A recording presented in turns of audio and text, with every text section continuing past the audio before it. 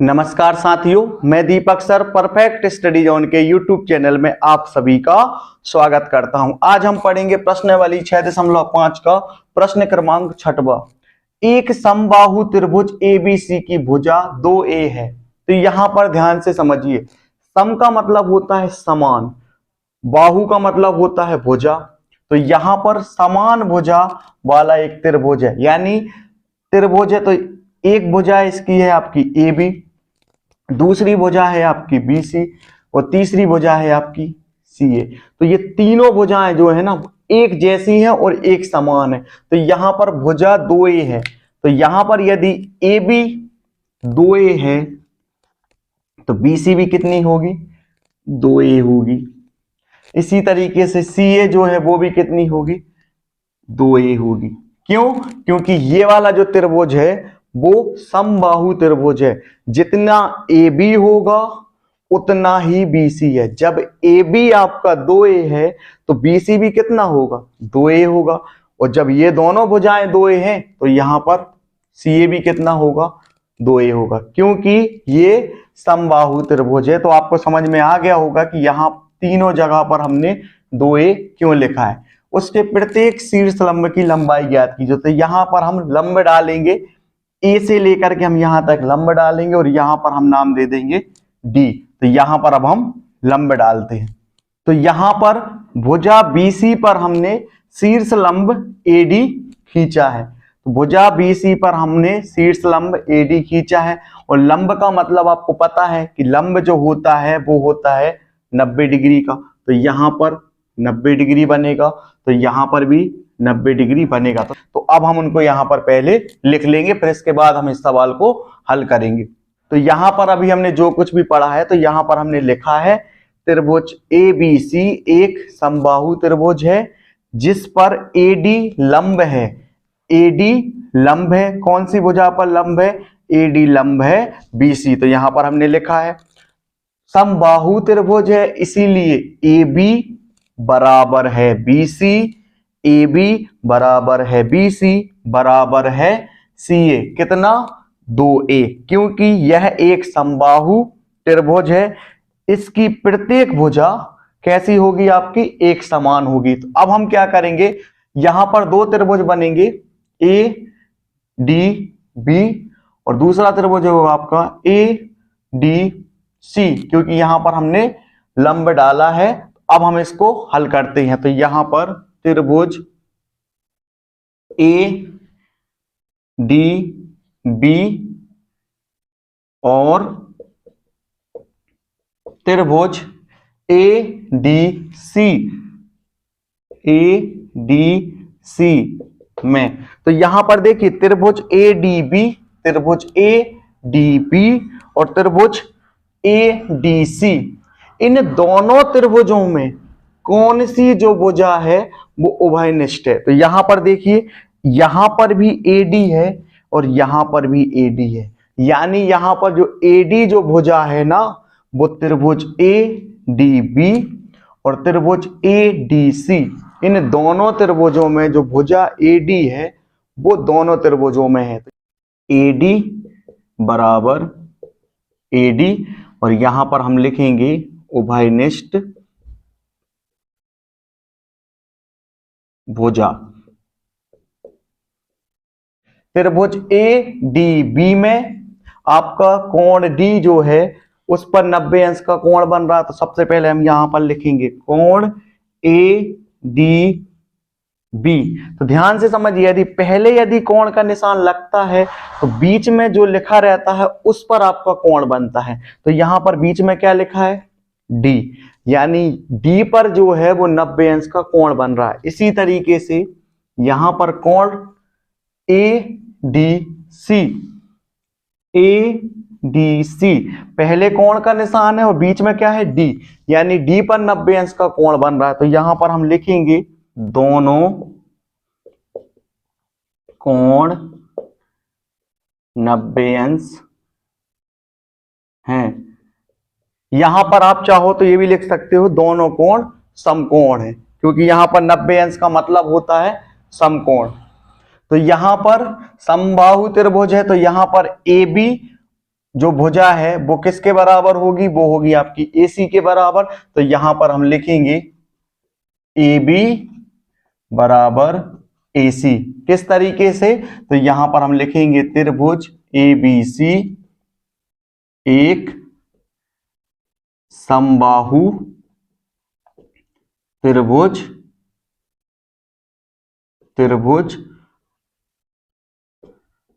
है। तो यहां पर भुजा कोण भुजा समरूपता से हमने यह सिद्ध कर दिया है कि त्रिभुज ADB और त्रिभुज ADC जो है वो कैसे हैं, वो सर्वांग सम है। तो यहां पर हम लिखेंगे त्रिभुज ADB और यहां पर त्रिभुज ADC, ये दोनों त्रिभुज कैसे हैं, ये दोनों त्रिभुज जो हैं वो सर्वांग सम है। ये जो निशान होता है आपका वो सर्वांग सम का निशान होता है। किस तरीके से हमने इसको प्रूफ किया है, तो यहां पर हम लिखेंगे भुजा कोण भुजा सर्वांग समता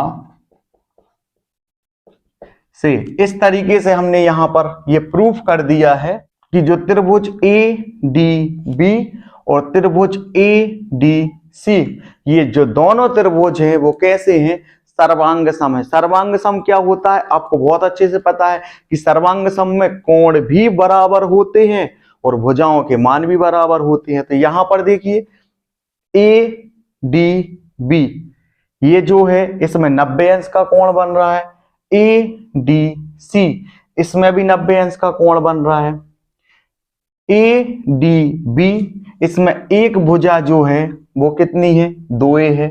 इसी तरीके से यहां पर ADC इसमें एक भुजा कितनी है, 2a है। अब यहां पर समझिए, यहां पर B से लेकर के C तक कितना है आपका, 2a है। और हमने ये प्रूफ कर दिया है कि ये दोनों जो त्रिभुज है वो सर्वांग सम है। तो ADB और ADC इसमें हम क्या करेंगे, जो 2a है इसको दो भागों में बांट देंगे। तो 2a किससे मिलके बना है, तो 2a जो है वो a प्लस a से मिलकर के बना है, क्योंकि 1 और 1 कितना हो जाएगा, 2। तो यहां पर BD कितना हो जाएगा, a। इसी तरीके से DC भी कितना हो जाएगा, a। तो यहां पर 2a को दो भागों में इस तरीके से बांट दिया है। तो अब आपको समझ में आ गया होगा कि ये दोनों जो त्रिभुज हैं वो कैसे हैं, सर्वांग सम है। समरूप और सर्वांग सम में आपको क्या अंतर होता है, आपको पता चल गया होगा। तो देखिए यहां पर ADB इसमें 90 एंगल का कोण है, इसमें भी 90 एंगल का कोण बन जाएगा। इसकी एक भुजा 2a है, इसकी एक भुजा 2a है। यहां पर B से लेकर के D तक a है और D से लेकर के C तक कितना है, a है। तो ये दोनों जो त्रिभुज होंगे वो कैसे होंगे, सर्वांग सम होंगे। तो यहां पर BD बराबर DC, तो BD और DC कौन सी भुजा पर मिलकर के बना है, ये भुजा BC से मिलकर के बना है। तो यहां पर BC बराबर, BC हमको कितना दिया है, BC हमको दिया है 2a। तो यहां पर हम लिखेंगे 2a, क्योंकि ये दोनों जो त्रिभुज हैं वो सर्वांग सम है। तो जितना BD होगा उतना ही तो आपका DC होगा, तो जितना BD होगा उतना ही आपका DC होगा। तो यहां से हम क्या करेंगे, BC को दो भागों में बांट देंगे। तो इसमें एक भाग आपका क्या होगा, BD, और जो दूसरा भाग होगा वो होगा आपका DC। तो यहां पर A कितने हैं, 2। तो BD बराबर हो जाएगा A और यहां पर DC बराबर भी हो जाएगा A।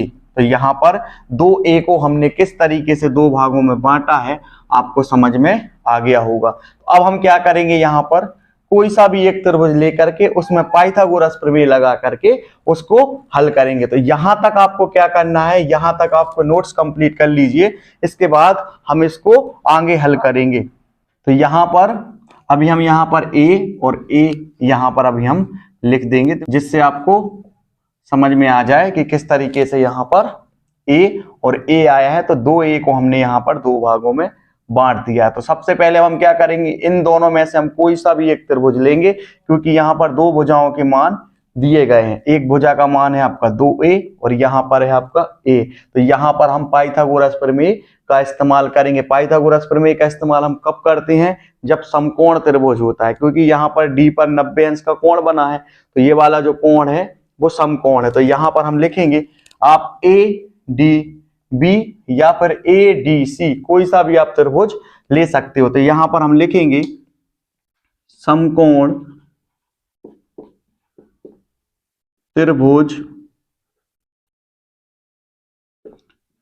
ए डी बी में पाइथागोरस प्रमेय से। तो पाइथागोरस प्रमेय का हम इस्तेमाल करेंगे, मतलब कर्ण का वर्ग। तो यहां पर हम लिखेंगे कर्ण का वर्ग बराबर लंब का वर्ग प्लस आधार का वर्ग। तो कर्ण का वर्ग, तो देखिए यहां पर मैं आपको रफ में समझा दे रहा हूं जिससे आपको अच्छी तरह से समझ में आ जाए। यहां पर ए डी बी, तो यहां पर देखिए, तो ये समकोण है, तो समकोण के सामने की भुजा आपकी क्या है? A B.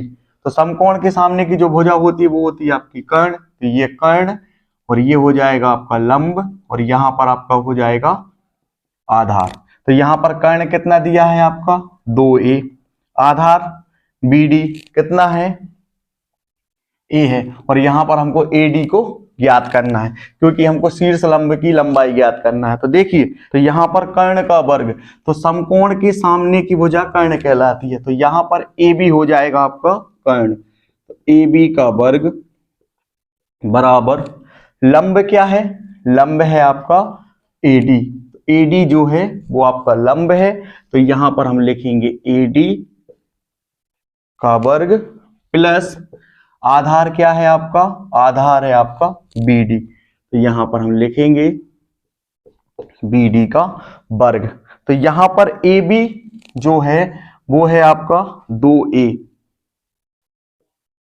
तो ये हो जाएगा 2a का वर्ग बराबर, तो यहां पर AD का वर्ग प्लस जो BD है वो है आपका A।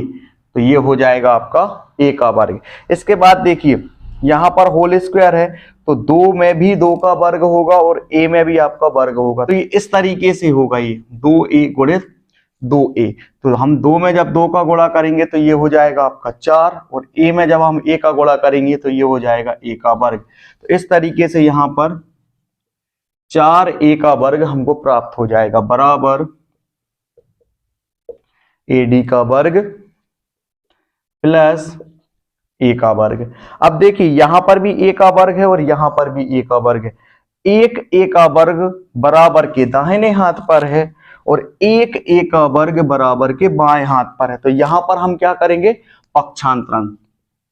पक्षांतरण करने पर, तो ये बराबर का निशान है। तो यहां पर देखिए, यहां पर बराबर के बाएं हाथ पर आपका 4a का वर्ग है और यहां पर भी बराबर के बाएं हाथ पर आपका 4a का वर्ग है, इसलिए यहां पर कोई भी निशान चेंज नहीं हुआ। लेकिन यहां पर बराबर के दाहिने हाथ पर आपका a का वर्ग है जो प्लस के रूप में है, और जब हम यहां से बराबर के बाएं हाथ पे लाएंगे तो ये प्लस a का वर्ग जो है वो माइनस a के वर्ग में बदल जाएगा और यहां पर आपका आ जाएगा AD का वर्ग। यहां पर है 4a का वर्ग और यहां पर है 1a का वर्ग। तो बड़ी संख्या प्लस की है तो यहां पर प्लस आ जाएगा, और 4 में से जब 1 जाएगा तो कितना बचेगा? 4 में से जब 1 जाएगा तो आपका बचेगा 3a का वर्ग बराबर AD का वर्ग। तो यहां पर अभी हम इसको रफ कर देते हैं। तो यहां पर 3a का वर्ग बराबर AD का वर्ग। तो यहां पर हमने वर्ग को कहने के रूप में लिखा है। ध्यान से देखिए AD का वर्ग, जो ये वाला जो वर्ग है ना, इसको यहां पर हमने कहने के रूप में लिखा है, और यहां पर जो है वो हो जाएगा आपका 3a का वर्ग। तो कहने के अंदर आ जाएगा आपका 3a का वर्ग बराबर, यहां पे आपका था AD का वर्ग। तो ये वाला वर्ग तो यहां पर हमने करने के रूप में लगा दिया, तो यहां पर आपका क्या बचेगा? AD देखिए तो यहां पर कर्णी जो है वो 3a के वर्ग दोनों पर है, तो यहां से समझिए, यानी ये वाली जो कर्णी है वो 3 पर भी है और a वर्ग पर भी है।